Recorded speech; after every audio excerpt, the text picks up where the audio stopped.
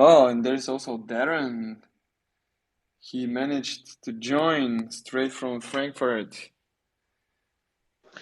Yo, yo. Did you guys see the pictures of the Bitcoin logo on the European Central Bank in Frankfurt?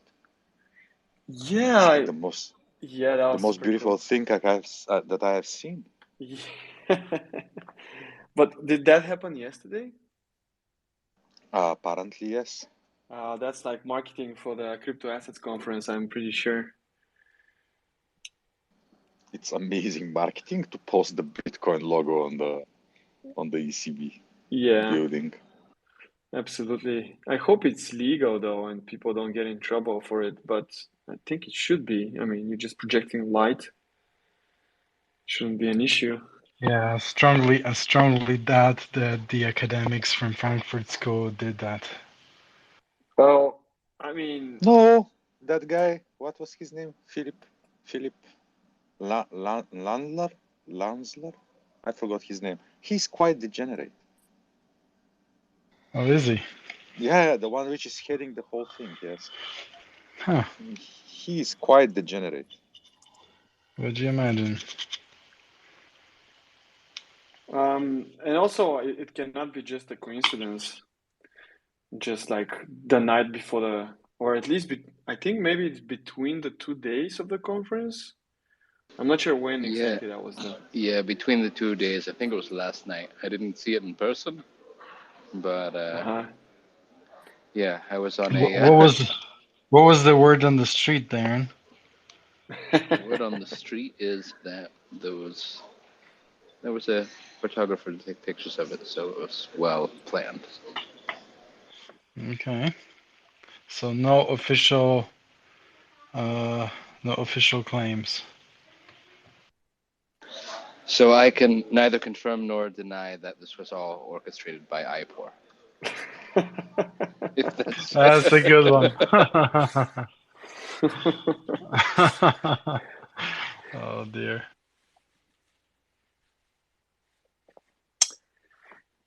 Cool. So yeah, like today, obviously we have a Twitter space, and we came up with the topic of like IPOR emissions, and actually very importantly governing IPOR emissions. And with that, I would actually like to announce that a IPOR DAO tutorial is now available on Q3. And anyone who wants to become a DAO member and understand how governance, at least this first phase of governance or this initial phase again of DAO governance works, should go through that tutorial, and they go through different quiz questions inside of it. And on the last step, on the 17th step, you will be granted the DAO member Discord role, and that will give you access to actually it will give you right access to the governance channels on Discord. And even if you don't have the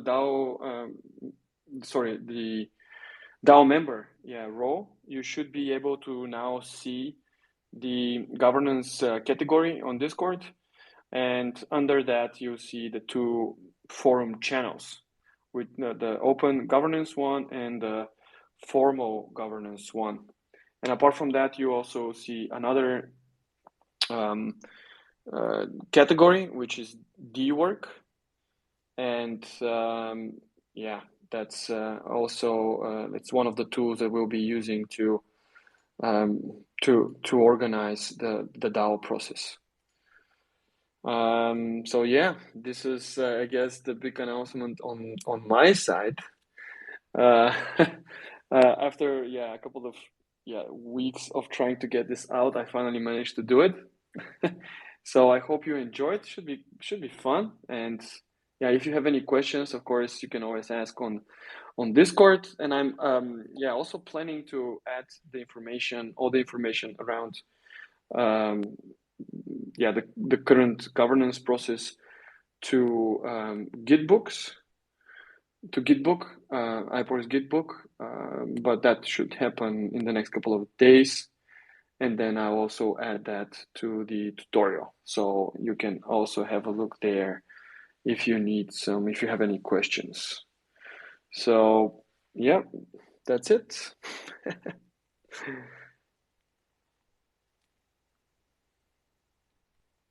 Yeah, if you have any feedback when going through the tutorial, please let me know.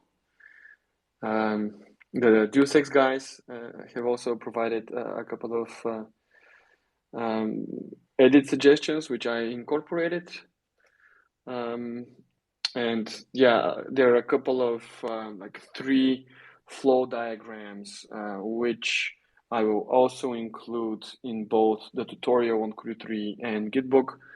And those should make it even more clear, like what is the process of submitting the different types of proposals. So yeah, I hope you guys enjoy it.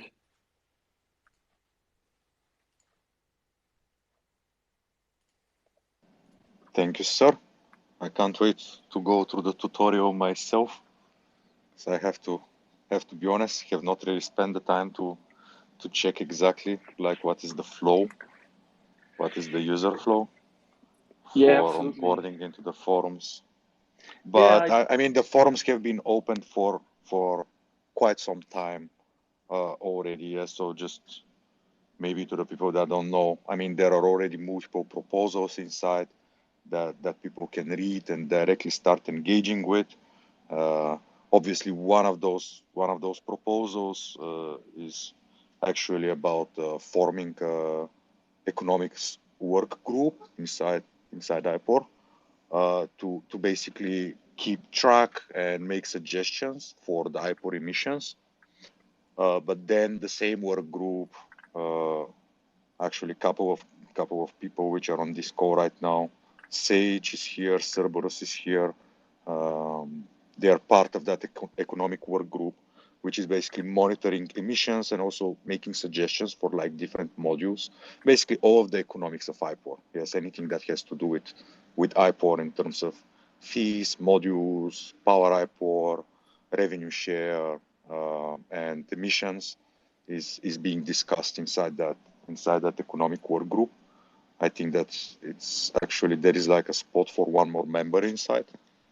So if somebody is like a really big nerd on token economics and things that can contribute a lot of value on the subject, I think that this group is searching for one more member. And maybe Cerberus can give like a little briefing of like what was being discussed in the economic group.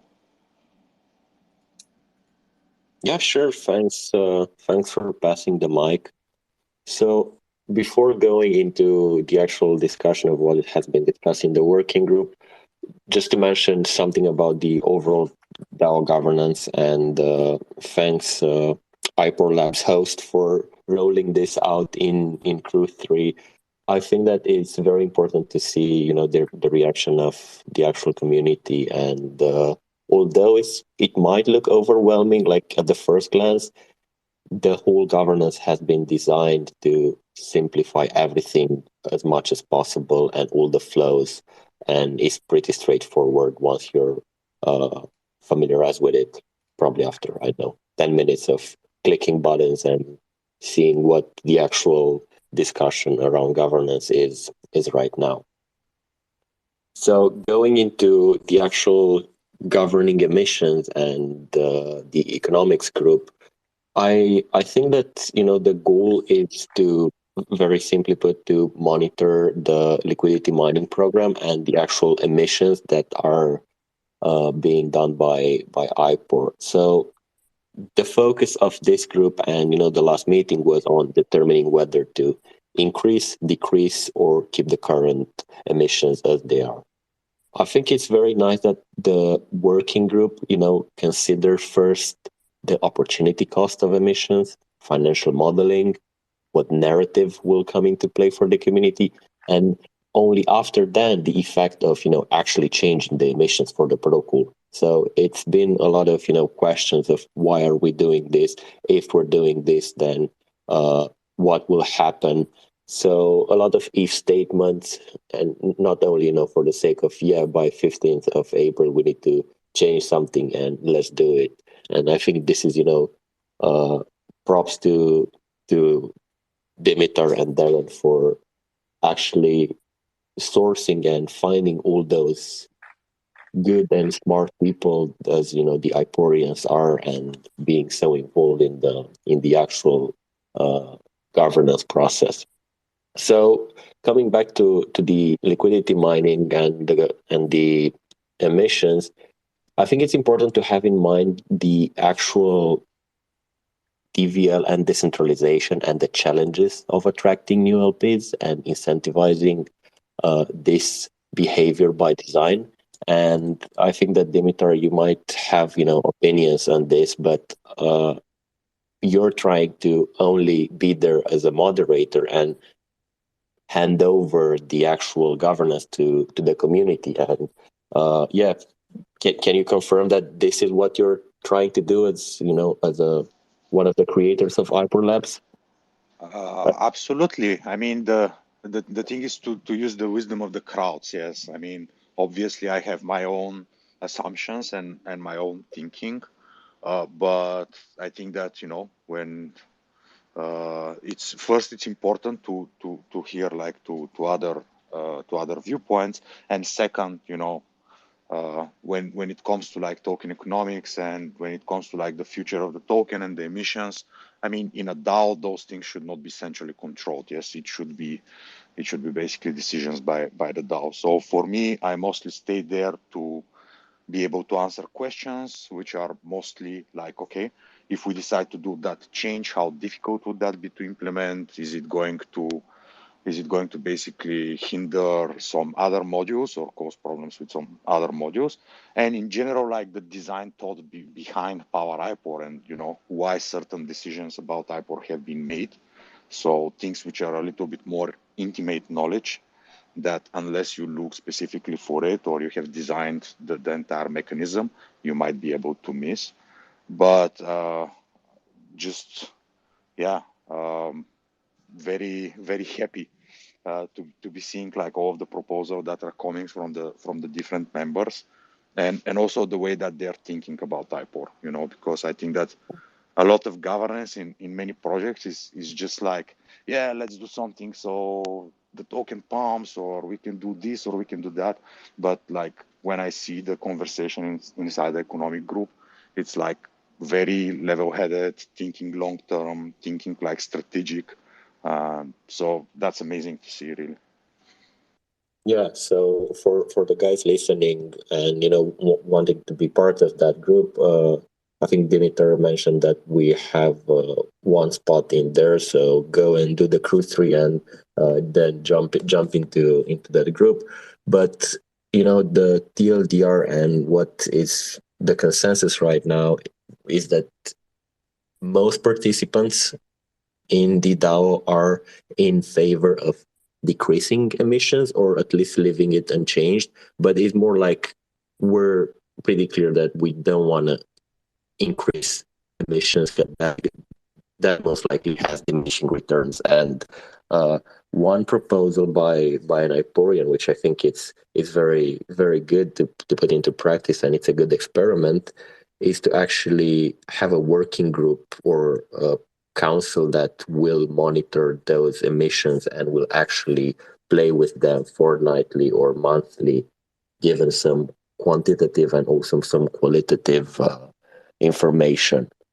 So I'm curious, Dimitar, what you think of that, of actually having human intervention, monthly, and changing the emissions based on market information and yields in the DeFi space, versus having an actual emission schedule that is being respected for 6 months to a year.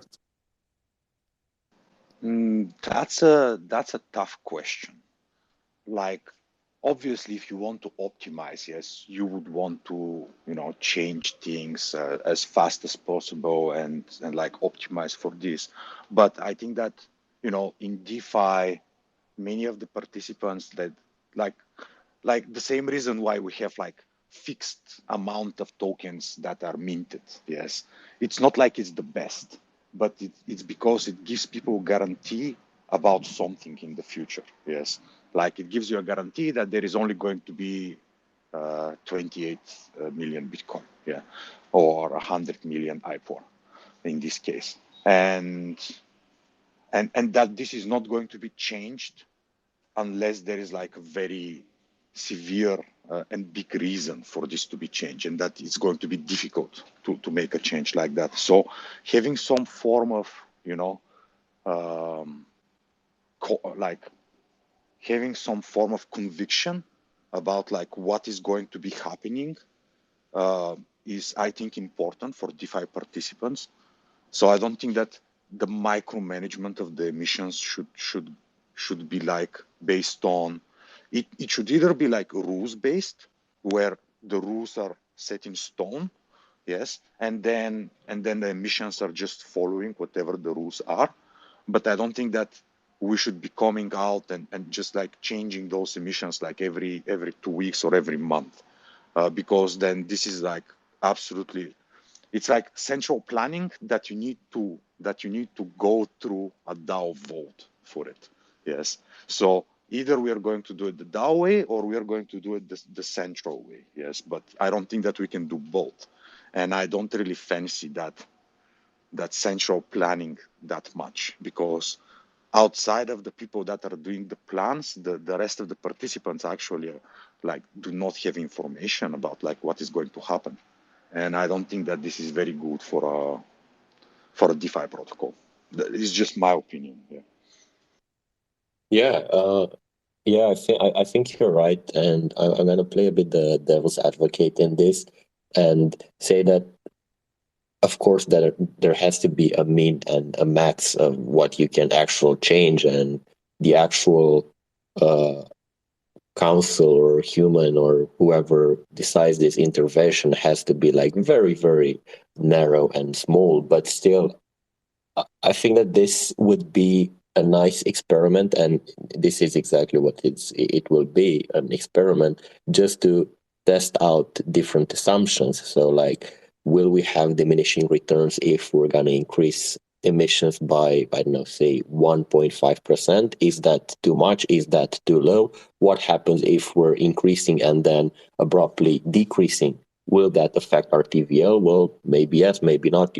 I think that all these assumptions that the economic group has right now are just assumptions in an economic model, and models are usually don't mean much without implementation. So that's why I think it's a good way to experiment and see what works and what doesn't. As long as it's based on some form of solid data. Yes. So for example, when we are talking about like the spreads on IPOR, yes, like how the spread on USDC, for example, is being determined. Well, this is basically because of like hundreds of simulations and plotting and a lot of data and a lot of work into it. Yes. So it's like, as long as we create like the infrastructure that can gather the necessary data, and we can get like we can simulate results, and we can at least anticipate what is going to happen, rather than just like, okay, let's try and see. Because the let's try and see, I think that it's how to say, like you really need to trust the people, and like you really need to like have a very good oversight of the people that are proposing those changes. And again, like even in the situation of, for example, MakerDAO, where those decisions are being made by one group, even though the group has basically the potential to say what should happen, you still need the approval of the entire DAO in order for this to be done as a change, to be actually implemented.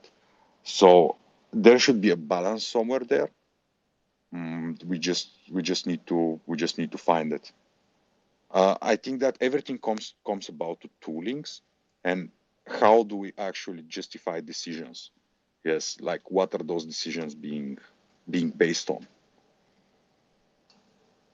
No, yeah, of course, and I think it's a fine line between leaving a very narrow min and max and not giving enough decision power to the actual council that would do this and offering them too much of a spread in that min and max of how much they can increase or decrease, because then it can create chaos if that's very poorly managed without any guidelines and very strong rules in place. So I think it's a nice thing as a DAO to discuss and debate, and it's good to have also the IPOR labs team, because you will probably have to execute all this, and it might be a challenge from a technical perspective maybe to actually implement this stuff and do the modeling behind it. I think that actually from the technical side and the implementation is relatively straightforward. Maybe Łukasz can speak a little bit more here, but for example, something like changing the emissions is basically not the most complicated thing to do. Yeah, so I mean, so there are different things. So if this is just changing emissions, yes, this is straightforward. The contract is built to allow for that. It really literally no expense apart from setting variables. But of course, the DAO can come up with more exotic structures, in which case we would need to plan that accordingly. Maybe we can discuss a bit the proposal that was just put out of a new module for pwIPOR. So the short summary of the latest proposal is that it outlines a plan to create a new module for pwIPOR that will allow users to stake their tokens and earn a share of the stablecoin yield earned from credit markets. So the goal of that proposal is to attract more users and increase the number of token holders in IPOR, which has not seen yet significant growth in retail participation, despite having one of the highest stablecoin yield in DeFi. And on top of that, more IPOR tokens to more people means more decentralization. So I'm curious, what do you guys think of the proposal of having a new module for pwIPOR that will allow users to basically stake their tokens and earn a share of the stablecoin yield? By the way, since this guys is a Hangout, also if somebody wants to come on stage, just request the microphone. Yes, this is our Discord Hangout, so it's chill. I see here a lot of people like Slevin, I see TNR, I see that are quite often talking about token economics and about like the utility of IPOR. Sage, of course, who is the person that proposed. So yeah, just request. But by the way, so I'm recording this one, but maybe for the future Twitter Space Hangouts, or as I call them, Space Hangouts, we can also not record it, and it will be even more like a Hangout on Discord. So yeah, the recording is already on for this one, but for the next ones, I'll just not turn on the recording. So it's gonna be even more chill, I guess. Cool. So yeah. Okay, but if nobody wants to step in to comment, maybe I'll comment on the proposal. At least from what I see, it's like the proposal basically aims to onboard more more users into IPOR, because like the narrative here is very clear. Yes, like the marketing narrative is very clear. Like, okay, what's the utility of IPOR? You can use it obviously to boost your yield as a liquidity provider. But as we know, like in DeFi, not that many people are actually liquidity providers. Majority of the people just buy tokens because they like the protocol. And then if that token does not have like some utilities, if it's not connected to the protocol in a way that they can, you know, passively participate without being liquidity providers, then it's possible that a big percentage of the users are actually not going to become protocol users. Yes, because it's one thing to buy the token on Uniswap, that makes you a holder. But if you want to convert that holder into a protocol user, you need to give him some tool that he can do something with his tokens. And right now, basically, what Sage is saying is that just using it for boost, even though it's very powerful, maybe that does not resonate because a lot of people are, in general, not liquidity providers on those protocols. So giving the ability for them to, you know, stake their IPOR token that they have obtained and basically earn stable coin yield like DAI, USDC, USDT might be a very strong marketing. I don't know. What do you guys think? So I just gave a little bit the outline for the people that have not read it, and basically I can tell you what we were discussing in the economics group after that. Alvaro, how do you feel about this? The intern. I'm thinking about it. Like, I mean, the value proposition is clear. Like, you can earn stable coins by staking IPOR. You just go there, create a module, and stake your IPOR tokens.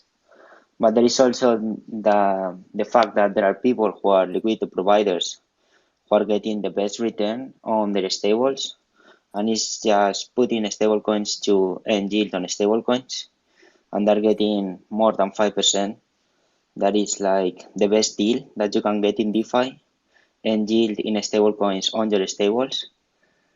So there needs to be a way to. So the goal here is to incorporate the IPOR token on the pwIPOR dynamics, so that they become like a core primitive of the protocol, and that they have a lot of more weight, so that it benefits both LPs, token holders.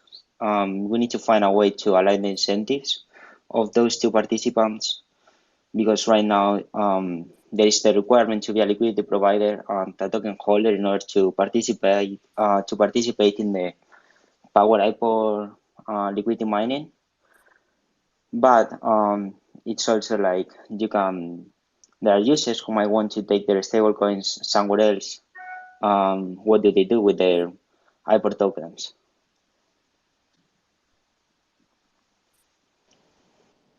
Yeah, so well, that's the thing. Yes, that was actually Slevin actually raised up that question, which was like, okay, guys, like, because he has been also a liquidity provider for some time, and he raised the question, but if I want to do something else, you know, with my stable, simply because I want to go and degen on some opportunity, like probably it's not the best utility for me to keep the tokens. Yes, now if you do that on, let's say, GMX or Curve, you obviously can just keep the tokens there and either earn bribes or earn part of the real yield which is being generated on the protocol. And just for a little bit of information, the real yield that was generated on IPOR for the last month was something like $300,000. So this is like 3.6 mil annualized on our TVL. Yes, so TVL of 33 million, so that's close to like 10%, actually a little bit more than 10% of real yield being generated on our entire TVL. which if you put it into perspective, very few protocols in the space have that statistic. Not to mention that on a market cap of like $5 million circulating, to be generating $300,000 in a month is basically price to sales ratio of like 1.5, yeah, like 1.5 multiplier. Again, that's extremely high, but we do not really see that. How to say? Really, those statistics and those numbers, we don't see them reflecting in the acquisition of new LPs. So yeah, this question is like, is also, for example, for Curve. Like Curve has the incentives, like their V tokenomics is just to incentivize liquidity. So Curve wants to have like very deep pools of liquidity, so there is very little slippage. So for them, liquidity is what they need to incentivize, and they do that by with their equation of the B model. Just start with a weight of 1, and you can get a 2.5x multiplier. So the reason why there is that one is like you might not be exposed to the token, but just being a liquidity provider, you can farm the token and then dump it. So, but the key here is that they are starting from 1. In IPOR, the liquidity providers, like the liquidity is enough to underwrite the swaps as of right now.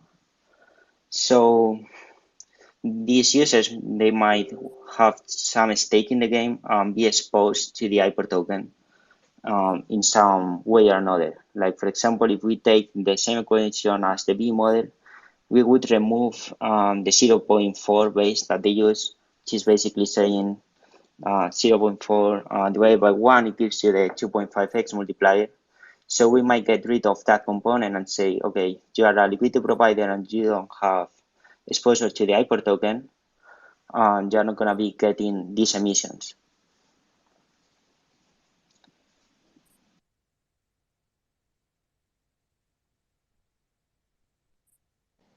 oh yeah, I've seen some projects actually having this like as a thesis. Yes, like unless you have like some stake in the game in terms of like you having tokens or something, you are basically going to be earning only the real yield which is being generated, but you are not going to be earning the basically the liquidity emissions. I think that this might be a little bit too brutal, maybe. I'm not sure that surely you are going to reduce the amount of tokens that you're giving away. You're basically going to slow your distribution. But then you are also risking that, you are not going to get, because how it works in crypto, yes, you first need to attract somebody as an LP. He goes there, he earns good, and then he sees that he can optimize on top of that.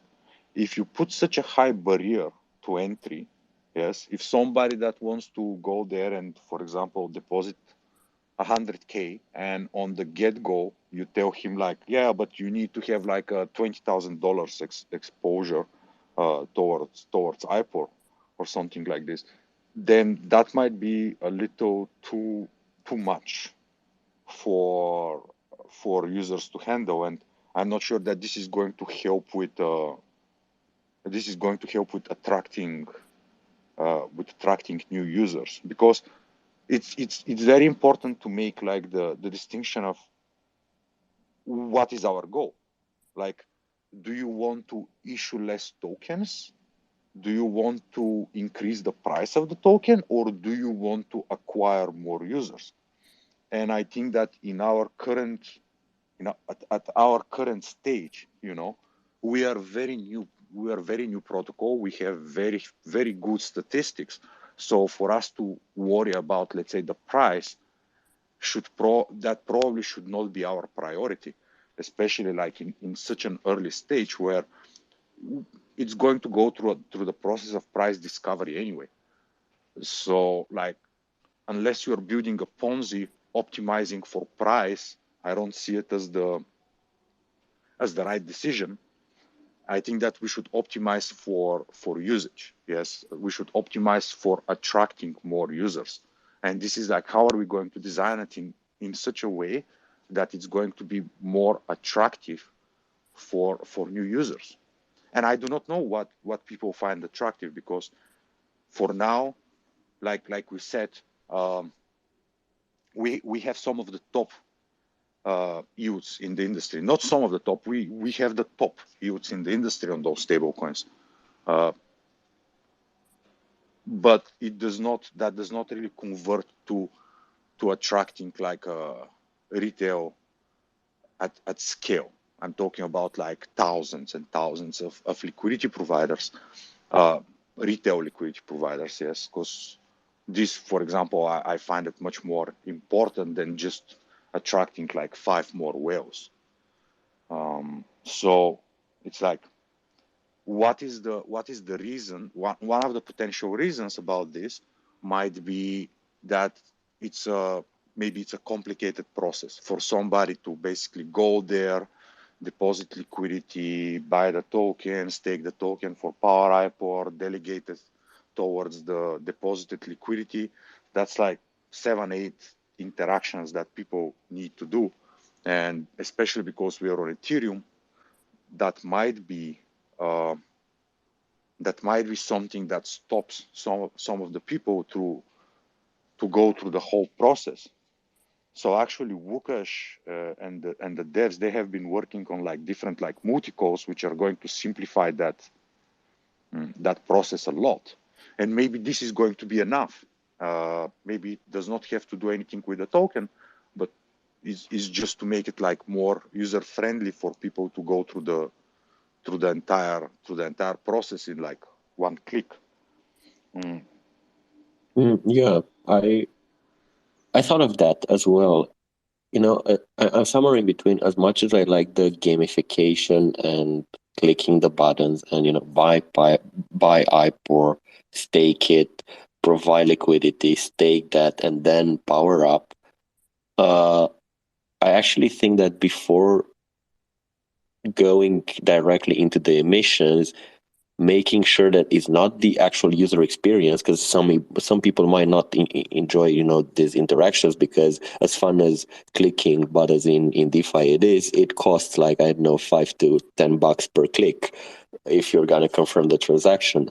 So you just mentioned that you're thinking of, you know, iterations of how to simplify this. Is one of those iterations actually one click deposit that will wrap all transactions into one? Yeah, maybe this is a better question for Łukasz. I mean, it's never that straightforward and that simple, but I mean, that's more or less the goal. Łukasz, are you here? Yeah, sure. So this is exactly what we're looking into. So we want to make it so that it's not just we string the transactions, but we make it in an optimal way.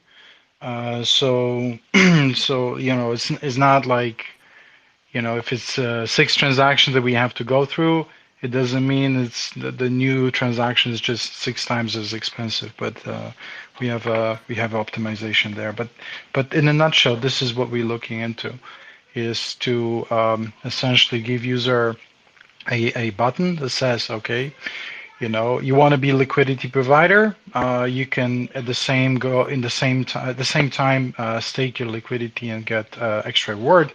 Here is the button. We will show you what steps will be taken by the contracts, and it will be executed.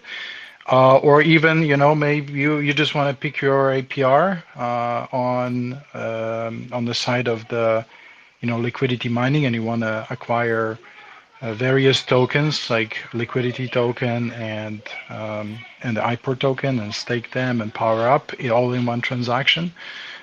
So again, you would have a functionality for that as well.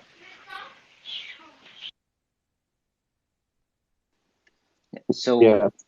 on the tokenomics side, like, I think it's more like the current distribution of tokens is very optimal, because if you use the multiplier effectively, like you can boost your APR like a lot. So the distribution there's not a problem there, but there is like we are penalizing token holders, and we are not equally penalizing liquidity providers, because the liquidity provider comes without having any exposure to the IPOR token. They just can fund the token and get those incentives. And we see those in the leaderboard currently with no multiplier. Like they are not delegating any IPOR tokens to their liquidity provisioning. And on the other side, we have the IPOR token holders who can't really do anything with their tokens other than be forced to also acquire stable coins and provide them as liquidity or something else. Yeah, that's a valid thought. Yes, there is that thing there where you have like those liquidity providers that basically do not have anything at stake.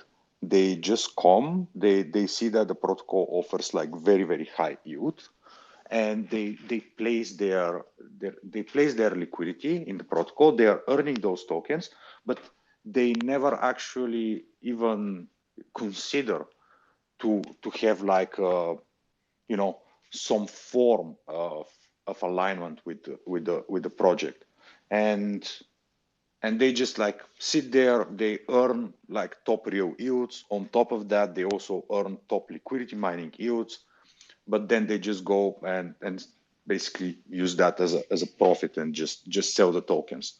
So like to probably have a way that we can maybe like kill two birds with one stone. Yes, where we can basically create something like, okay, if you want to be earning the liquidity mining rewards, you either need to have like a minimum threshold of a ratio of liquidity to power IPOR that you have, or you can be like a DEX LP and basically provide liquidity on DEXs for like IPOR Ethereum. And then you basically, in both of those situations, like you qualify to be earning like the liquidity mining rewards. I think that this is a good middle ground. We just and basically it solves both the problems at the same time. Yes. Then those mercenary farmers are going to have like more at stake, because they would either need to have like the power IPOR tokens, or they will need to be providing like liquidity on the DEXs. And at the same time, people that are usually not like LPs in protocols, but for example, if they only have like IPOR tokens, yes, let's say that somebody only has IPOR tokens. If we create like a balancer 80-20 pool or something like this, where it's like 80% IPOR and 20% Ethereum, that is a much easier, conversion to make, because either if I want to deposit my IPOR there, either like 20% of it is going to be sold for Ethereum and then placed as liquidity, or I can just like provide 80% IPOR and 20% Ethereum into it and get the OP tokens. Or even maybe some people that want to onboard into IPOR can just go all in with like enter into the DEX LP with just Ethereum. Again, it's the same multi-call. It gets exchanged for IPOR and Ethereum in the same proportion as the balancer pool, and now they have like those LP tokens. So this will definitely give that extra utility. And on top of that, I think that because we are also integrated with Arrakis, yes, like the protocol, part of the protocol owned liquidity is being managed by Arrakis Palm. This is something that it's a program that we started like a couple of weeks ago. We can even search to create like a module directly with Arrakis, where those people that are depositing into that DEX LP pool, yes, their funds go directly to Arrakis and are being actively managed by an Arrakis strategy. And then that strategy basically just not only provides liquidity, but because it's more efficient, on UniV3 on concentrated liquidity, you basically have like higher APRs from trading. So that's another possibility, I guess. Yeah, so that's possible. Like you can participate in the Rackets vaults in V1, but not in the protocol automated liquidity management, which is what we're using. So I think Arrakis is working on that to put those two things together, and they represent the strategy as an ERC20 token, and then every depositor has like a share of the total revenue and by the vault. So they don't have this yet. No, not yet. With the ERC20 token representation, can't we build that internally though? I don't know. So last thing I heard is they are working on this and also on their token as well. All right.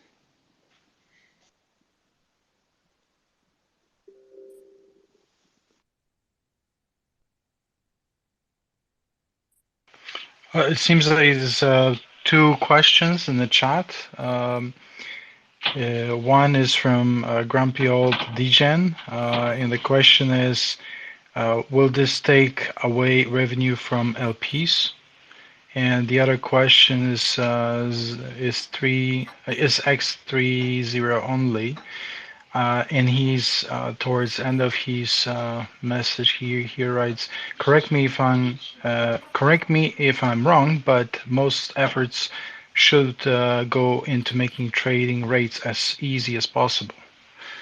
And I mean, in my opinion, that's the core of the product, and we do working on that right now. So that's I would say it's a separate work stream that doesn't stop and it doesn't slow down. And I totally agree with making the trading rates. It's the core of the IPOR AMM. Improving, and when we were talking about making those multi calls for assets, liquidity provisioning and liquidity mining, that's going to benefit also rates trading. So we will see improvements and in the flow of that. So yes, I agree. And to Grumpy Old Man, will this take away revenue from LPs? I know, Dimitar, you want to clarify that? Yeah, sure. Yeah, for the first one, yeah, obviously it's two parallel streams. So the economic team is thinking about like the token economics, then the dev team is thinking about implementing V2 of the AMM. So we are working on those in parallel. On the second one, will that take? Well, it depends. Yes, it depends how we construct it. So one way we can construct it is we can basically say, okay, this new vote is basically going to be getting a part of the revenue that is being generated on top of the protocol. And this is what I see majority of the protocols right now. That's what they do. They take like a huge chunk of the real yield that the protocol is generating, and they are pushing that towards their token. And that's how they are attracting so many speculators, yes, because like of the very, very high real yield rewards, which are shifted on top of the token, which obviously means that the LPs there are getting less real yield, yes. But because like the LPs are also farmers, so in a way they don't care that much, because do you care whether you're going to be getting like 6% real yield and 25% liquidity mining yield, or you're going to be getting like 4% real yield and 30% liquidity mining yield? I think that majority of LPs are farmers and vice versa. Majority of farmers are LPs. So that's the same group. I don't think that, considering that our real yield is already so high, I don't think that it's going to be a problem for any of the LPs if we shift some part of like the asset manager fee, yield towards like that new module. Yes. But maybe it's not necessary. So there are two ways to do it. Yes, you either take the real yield and put it into that new module, or you make the new module a requirement in order to obtain the liquidity mining yield. Both are like very viable options. Yes, you can keep the real yield for the LPs without touching it, but if they want to get like the liquidity mining yield, then they need to be either having the pwIPOR ratio or basically be DEX LPs. And this is something that right now is actually the heat of the conversation of the economics group. Yeah, I think it's a balance of those two things that you mentioned and making all groups happy. And personally, I don't think that we should, or the DAO should take something from one group just to incentivize the next group in order to have this and see that is TVL gonna increase if we're doing this. As you mentioned, we're if it's 5% and 25, then we're taking 2% from one part and giving 2% to the other part. That has the assumption that you're LPing, in both cases. So yeah, I'm actually curious of the numbers when it comes to how many people are actually depositing without LPing versus LP. I mean, you need to LP. You need to, in order to LP, you need to deposit. But maybe, yeah, some of them are just lazy or don't know. Yeah, curious about if you have any numbers here. And with this comment, I'll listen to your answer, and then I'll need to hop off because I need to get on another call. But I'm curious of your answer, Dimitar. I mean, you can actually see the.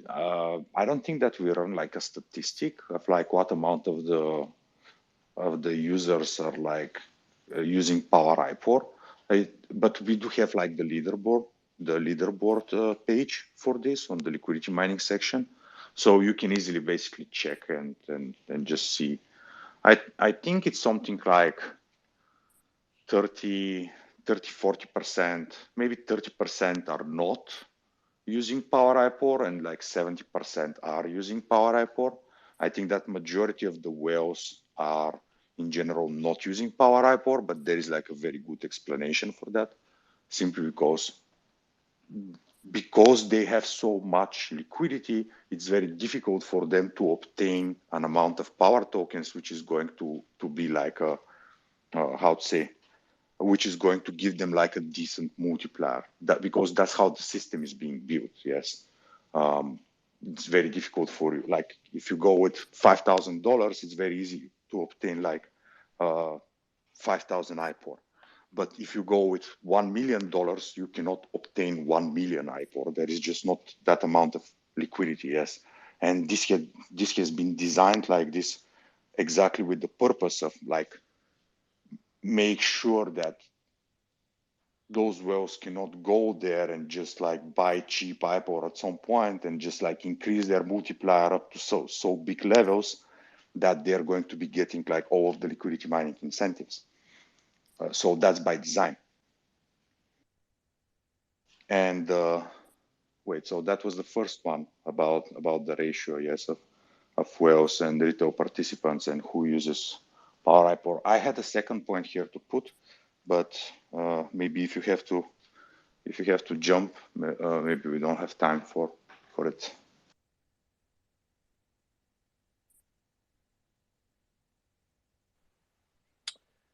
I actually have a question from the crypto library from the general Discord chat. Maybe I can read that one. Yes, Cerberus, thank you for joining and see you around. And yeah, the question is, how about making IPOR a yield-bearing token similar to staked ETH? Could open up new use cases like collateral on lending protocols and also benefit from the LSD narrative. That's probably not IPOR. That's probably ipUSDC, ipUSDT, and ipDAI. Yeah, but I mean that's a. That obviously is a possibility. I think that right now is just like too small. I mean, with our TVO is just too small. Like when we have like 500 million TVO, then it would make sense, I guess. Because like going there with a stable coin with like a 15 or 20 million on a credit market, it's not really useful. But for this, what we are working on is basically the ability to borrow actually from other protocols, to borrow stable coins using your ipUSDC, like your ipUSDC or USDT or DAI as a collateral, but this is going to happen directly on top of IPOR. So you wouldn't really need to go to another credit market in order to do that. This is the leverage borrowing module that we were discussing like a couple of weeks ago, which is one of our like longer work streams. Yes, because it requires like integrations with multiple other protocols in order to create that product. But yes, you will be able actually to leverage the liquidity that you're already providing on top of IPOR and to borrow stable coins from basically directly from IPOR. Now on the back end, basically the IPOR protocol is going to be borrowing this from other credit markets, is going to be opening an interest rate swap in order to fix that rate. And you as the end user, you're simply just going to receive the stable coins in your account. So yeah, definitely this is in the works, just in a much more cool way than what you're proposing. Yeah, for the second part, I just remembered because I lost my train of thought before that. So one of the thing that we were talking, that it's very difficult for whales to acquire like a big amount of IPOR tokens in order for them to get a meaningful multiplier. This is good and bad right now. Why is it good? It's obviously because, we try to prevent somebody from being so big and just like get a big proportion of the tokens that are coming from liquidity mining. So in terms of, decentralization of those earnings, we are doing absolutely amazing right now.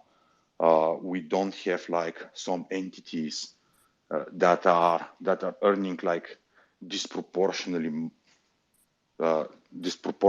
amount of tokens compared to everybody else.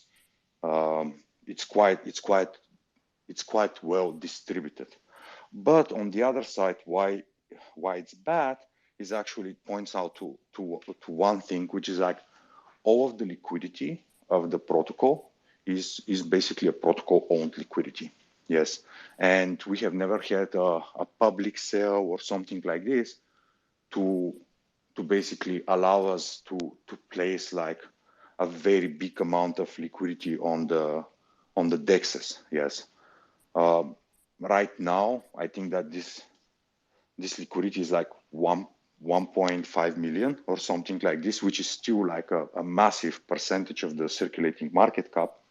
But as more tokens are being issued and as the protocol grows, we will definitely need to find ways to increase our liquidity on the DEXs, so you can actually allow people to enter and get positions into the protocol. And have been in conversations with actually multiple parties that are looking to onboard into IPOR, but one of their problems that they're stating is like, guys, like, when is your circulating supply going to grow? Like, it's very difficult for us to basically be able to obtain the amount of tokens that we want without moving the price too much. And the thing is that the circulating is not just, it's not going to grow, magically in some way. The circulating supply is growing at a very predictable rate. So we don't have the tools to grow that circulating supply outside of what have already been determined. Yes. So definitely one of the things that I think that we should focus is to increase the liquidity of IPOR on the DEXs, which would allow those players to actually come in and be able to onboard without causing like a 10% or 20% price slippage when they are buying. And possibly this is the best way to achieve that, is to combine it with that module that we were discussing. Yes, like an 80-20 balancer pool. Yeah.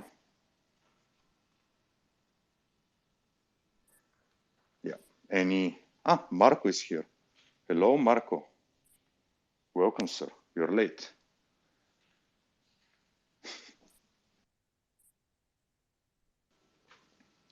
Anyhow, this is a monologue now.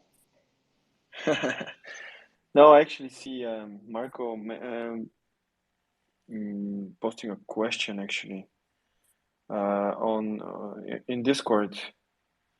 Has the team thought about doing direct treasury sales, OTC, to potential large buyers? Even if it has, it wouldn't be able to tell you, sir.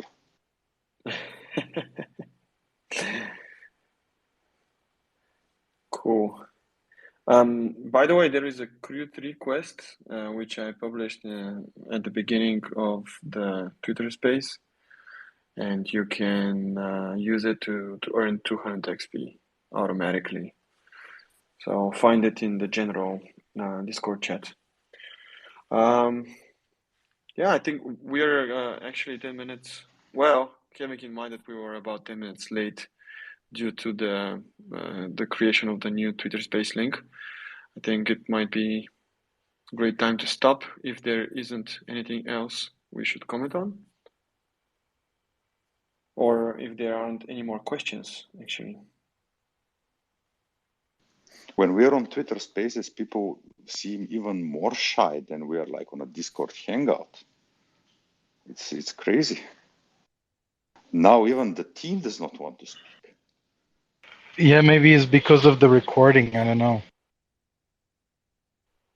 It's possible. It's possible. So, well, if the recording is a problem, Vlad, you can just delete the recording.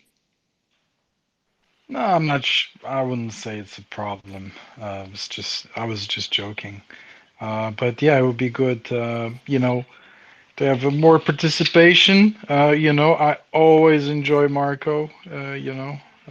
Every time. I understand that he probably doesn't have maybe opportunity to join from the beginning, but it's always a pleasure to listen. And I want to send props to Sage also. I've seen him really working a lot with the DAO. I'm sure that's not the only one, but that's the one I've seen.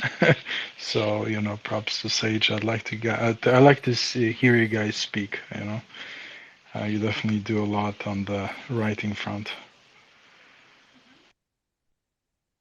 All right. Well, then I guess we can, if there are not any questions in Discord, maybe we can cut it here, because after 2 hours or something like that, we also have like a Discord spaces with DeFi Dojo.